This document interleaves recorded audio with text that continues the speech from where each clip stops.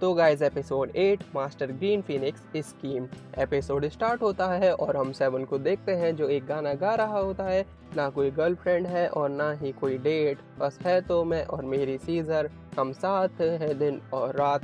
जैसे ही गाना खत्म होता है सेवन को सामने ही ईगल स्टैचू दिख जाता है। सेवन स्टैचू के सामने जाकर बैठ जाता है और कहता है मैं तो यहाँ आ गया, लेकिन ग्रीन फिनिक्स कहाँ है, मेरे पास तो उसका नंबर भी नहीं है। तभी हम टाइटिन को देखते हैं जो स्टैचू के पीछे खड़ी हुई थी। टाइटिन कहती है जैसा मास्टर ने सोचा था वो यहाँ आ चुका है। हम देखते हैं टाइटिन के हाथ में एक डैगर होता है जो उसे ग्रीन फिनिक्स ने दिया था और कहा था अगर सेवन ईगल स्टैचू पर आता है तो ये डैगर उसके सीने में मार देना। टाइटिन पूछती है लेकिन क्यों मास्टर। ग्रीन फिनिक्स कहता है तुम्हें ये जानने की जरूरत नहीं है, और अगर तुम्हारी फीलिंग मिशन के बीच में आती है तो तुम मेरी स्टूडेंट नहीं रहोगी और ना ही एक किलर। टाइटिन कहती है मैं अपना मिशन जरूर पूरा करूंगी मास्टर। ग्रीन फिनिक्स कहता है संभल कर, ये मिशन खतरों से भरा हुआ है तो अपना ख्याल रखना। टाइटिन कहती है यस मास्टर। अगले सीन में हम देखते हैं सेवन वहाँ बैठा बैठा सोने लगता है। तभी सेवन को याद आता है ग्रीन फिनिक्स ने कहा था ये पहनने को, और सेवन अपने कपड़े बदल कर किलर वाले कपड़े पहन लेता है। और जैसे ही सेवन दूसरी तरफ देखता है टाइटिन उसके पास ही खड़ी होती है। सेवन शर्माते हुए कहता है मिस टाइटिन आप यहाँ, हाउ वंडरफुल, क्या ही इत्तेफाक है ये। टाइटिन कहती है तुमने अपने कपड़े क्यों बदल लिए। सेवन कहता है ये कपड़े देखने से तो कॉस्प्ले लगते हैं, लेकिन तुम्हारे मास्टर ने कहा था मुझसे ये पहनने को। टाइटिन सेवन से पूछती है क्या उस बैग में फूड है। सेवन कहता है हाँ, क्या तुम्हें भूख लगी है। ये कहकर सेवन बैग से खाना निकालने लगता है और सेवन कहता है अरे याद आया, तुम हमेशा डेंजरस मिशन पर रहती हो तो ये तुम्हारे लिए हीलिंग पेस्ट। और जैसे ही सेवन हीलिंग पेस्ट देने के लिए मुड़ता है टाइटिन उस डैगर को सेवन के सीने में मार देती है, जिससे सेवन पीछे होकर अपने घुटनों पर गिर जाता है और कराहते हुए कहता है इससे दर्द हो रहा है। टाइटिन कहती है तुम्हें मुझ पर भरोसा नहीं करना चाहिए था, मेरे मन में तुम्हारे लिए कोई फीलिंग्स नहीं है। ये कहकर टाइटिन वहाँ से जाने लगती है और कहती है मुझे माफ़ करना, और सेवन वहीं दर से करा रहा था। वहाँ से जाते वक्त टाइटिन खुद से ही कहती है टाइटिन याद रखो कभी मिशन में रीज़न मत पूछो और ना ही सही गलत को जज करो, इमोशन किलर की सबसे बड़ी वीकनेस होते हैं, याद रखो। और फिर टाइटिन अचानक से रुक जाती है और वो देखती है उसके हाथ में सेवन का दिया हुआ हीलिंग पेस्ट है, और वो याद करती है डैगर मारते वक्त सेवन ने कहा था तुम हमेशा डेंजरस मिशन पर रहती हो तो तुम्हारे लिए ये हीलिंग पेस्ट, और उसी दौरान ये पेस्ट टाइटिन के हाथ में आ गिरता है। टाइटिन मुड़कर वापस जाने लगती है और कहती है मैं वीक नहीं हूँ, मैं बस वहाँ जाऊँगी और पेस्ट वापस कर दूँगी और वहाँ से चली आऊँगी। टाइटिन भागती हुई वापस आती है और वो हैरान होकर देखती है सेवन तो ठीक ठाक है और वहीं बैठकर खाना खा रहा है।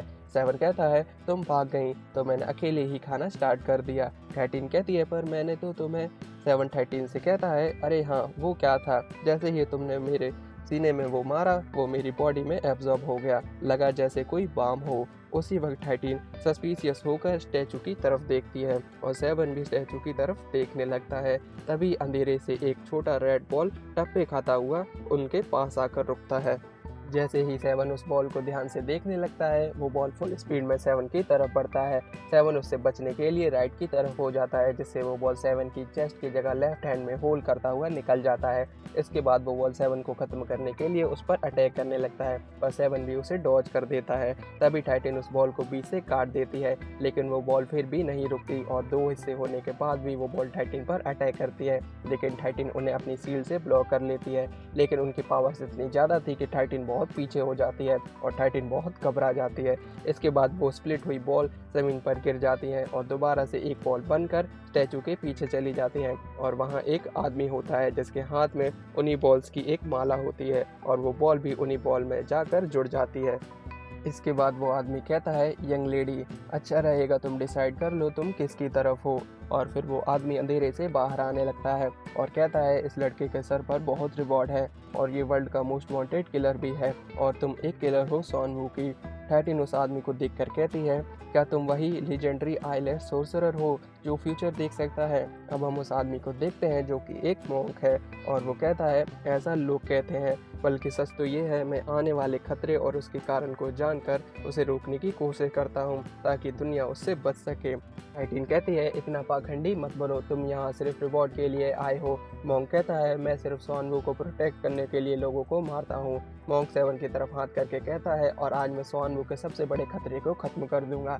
सेवन इधर उधर देखता है और कहता है वो किसके बारे में बात कर रहा है। इसके बाद वो मोंक अपनी माला से 3 बॉल निकालता है और 7 पर अटैक करने लगता है। 7 भी अपनी सीजर से खुद को डिफेंड करने लगता है, लेकिन 7 की सीजर उन बॉल्स के सामने टिक नहीं पाती। 7 खुद को बचाने के लिए पूरी कोशिश करता है और 13 बेबस होकर वहाँ खड़े होकर सब देख रही होती है। मोंक 13 से कहता है, अगर तुमने उसकी मदद करने की कोशिश की तो तुम ऑर्गेनाइजेशन के खिलाफ हो जाओगी और मुझे नहीं लगता तुम्हारे मास्टर को ये पसंद आएगा। 7 कहता है, हे मोंक, मुझ पर अटैक करना बंद करो, क्यों ना हम बैठकर बात करें। मोंक कहता है, मैंने अपने विजन में देखा है तुम स्वानवू के लिए एक दुर्भाग्य हो। मोंक बताता है, 2 साल पहले तुमने स्वानवू के एक मिथिकल क्रिएचर को मार दिया था और मुझे इसका पहले ही अनुमान लग गया था, लेकिन फिर भी मैं तुम्हें रोक नहीं पाया। इसके लिए आज मैं तुम्हें खत्म कर दूंगा। और फिर मोंक अपने माला के सभी बॉल्स को जमीन पर गिरा देता है। ये देखकर 7 मोंक पर अपनी सीजर से अटैक करता है, लेकिन मोंक एक बॉल को बड़ा करके सीजर को ब्लॉक कर देता है। 7 अपना पूरा जोर लगाकर बॉल को पीछे ढकेलने की कोशिश करता है, लेकिन उसी वक्त डैगर की वजह से 7 को हार्ट में पेन फील होता है और 7 अपनी पावर्स खो देता है और घुटनों पर आ जाता है। 7 के मुंह से खून भी आने लगता है। 13 ये सब देख रही होती है और फिर मोंक उस बॉल से 7 को खत्म करने जाता है। तभी 13 अपने ब्लेड से उस बॉल पर अटैक करती है, जिससे उसकी डायरेक्शन चेंज हो जाती है और 7 बच जाता है। 13 कहती है, मोंक बहुत पावरफुल है, मैंने सोचा था ब्लेड से उस बॉल को तोड़ दूंगी, लेकिन मैं सिर्फ उससे उसकी डायरेक्शन चेंज कर पाई। 13 कहती है, मास्टर मुझे माफ़ कर देना, मैं अपने मिशन में नाकामयाब रही। तभी 13 देखती है उन बॉल्स ने 13 के पास से घेरा बना लिया है। मोंक कहता है, तुम चाहती तो यहाँ से जा सकती थी, पर तुमने खुद ही अपनी तबाही को न्योता दिया है। ये कहकर मोंक उन बॉल से 13 को हर तरफ से घेर लेता है। 13 उससे निकलने की कोशिश करती है, लेकिन उससे कुछ नहीं होता और फिर मोंक घेरे को धीरे धीरे छोटा करने लगता है। 13 कहती है, मैं तो यहाँ फंस चुकी हूँ। तभी हम देखते हैं 7 को, जिसकी बॉडी से पर्पल लाइट निकल रही होती है और वो अपना कंट्रोल खो देता है। 7 एक बीस्ट की तरह होने लगता है और फिर 7 गुस्से से सीधा मोंक की तरफ बढ़ता है। 7 को अपनी तरफ आता देख मोंक उन बॉल्स को अपने पास बुला लेता है और 13 फ्री हो जाती है। तभी 7 अपनी तलवार 1000 डीमन डैगर से मोंक पर अटैक करता है, लेकिन मोंक अपने सामने उन बॉल से एक शील्ड बनाकर अटैक को ब्लॉक कर लेता है। इसके बाद 7 पीछे हटकर दोबारा से अटैक करने बढ़ता है। ये देखकर मोंक अपनी आंखें खोलता है और 7 पर एक येलो बीम से अटैक करता है, जिससे 7 पीछे जा गिरता है। मोंक 13 से पूछता है, क्या तुमने उस पर डार्क फ्रॉस्ट ब्लेड से अटैक किया था? मोंक कहता है, तुमने सब खत्म कर दिया, अब वो एक माइंडलेस बीस्ट बन चुका है और इसका परिणाम कुछ भी हो सकता है। 13 कहती है, इसका मतलब मास्टर ने मुझे the legendary dark Frost blade दिया था। इसके बाद हम देखते हैं मोंक अपना हाथ आसमान की तरफ करता है और उन सभी बॉल्स को आसमान में भेजने लगता है। आसमान में जाकर वो बॉल्स बहुत बड़े होने लगते हैं और वो बॉल्स आसमान से पूरी जगह को कवर कर लेते हैं। तभी हम 7 को देखते हैं, जो अब पूरी तरह से पागल हो चुका था। 7 दोबारा से मोंक पर अटैक करने पड़ता है। फिर हम मोंक को देखते हैं, जो कहता है, मैं तुम्हें मिट्टी में मिला दूंगा, और अपने हाथ से इशारा करता है और वो बॉल्स नीचे गिरने लगते हैं, जिससे बचने के लिए कोई रास्ता नहीं था। 7 मोंक को ख़त्म करने के लिए उसकी तरफ बढ़ रहा होता है। तभी 7 पीछे देखता है और वो देखता है 13 भी उन बॉल से दबने वाली है और फिर सभी बॉल ज़मीन पर गिर जाते हैं, जिससे चारों तरफ धुआं ही धुआं हो जाता है।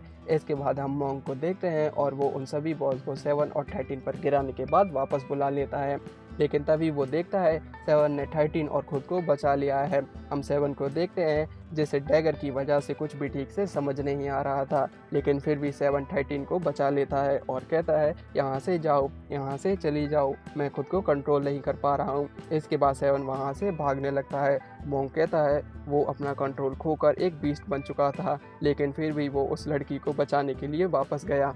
फिर हम देखते हैं कैसे 7 ने 1000 डीमन डैगर को यूज़ करके अपने चारों तरफ एक शील्ड बना ली थी और 13 और खुद को बचा लिया। मोंक कहता है, ये वो नहीं हो सकता जिसका मैंने फ्यूचर देखा था, मैं इतना गलत कैसे हो सकता हूँ। ये कहकर मोंक वहाँ से जाने लगता है। इसके बाद हम 13 को देखते हैं, जो पूरी तरह से हैरान हो चुकी थी और 7 भागता हुआ एक जंगल में आ जाता है। तभी 7 की बॉडी से एक पर्पल लाइट निकलती है, जो आसमान में जाकर बिजली बन जाती है और हम देखते हैं स्वानवू के सभी किलर्स को 7 के वहाँ होने का पता चल जाता है और यही हमारा 8th एपिसोड ख़त्म हो जाता है।